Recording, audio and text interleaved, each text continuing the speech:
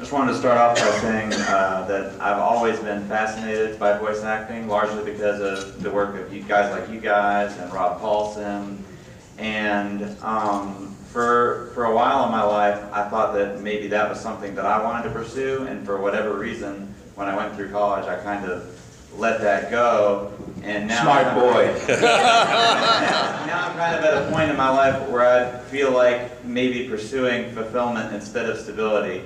And so I was just wondering, to break into voice acting and to kind of get into it, is it necessary for somebody to move out to somewhere like LA and just dive right into it? Or what are some ways for somebody to get their feet wet and kind of explore it and see how it goes? The first thing is training, without doubt. I mean, I've been to theater school, and you're constantly taking classes, your voice classes, movement classes. So the first deal is to just, learn to act. And then, yes, then basically you just have to bang your head against that wall until somebody opens the door. I auditioned for 3 years before I got my first voice gig. And this is after 20 years of doing theater and film and TV.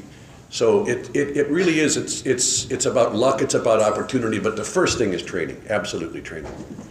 And I like what you say about acting. That's what it's called voice acting.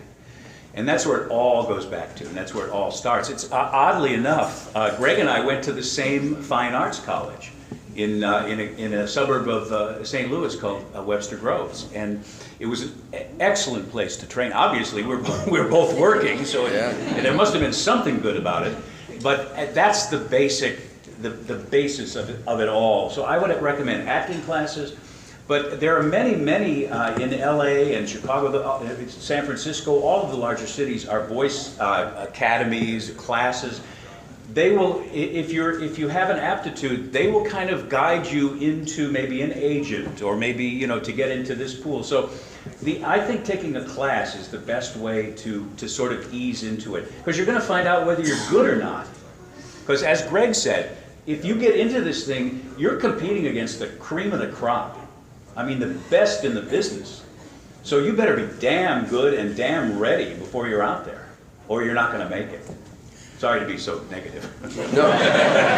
And I think there are regional opportunities. If there's an advertising agency in the town that you live in, create a demo of your own when you're ready and see if it flies regionally. You don't have to dive into the deepest of all the pools if you can find a shallower pool to begin to accumulate experience. I would also blend improv experience into any theatrical experience, just so that you can stay spontaneous and stay in the moment more.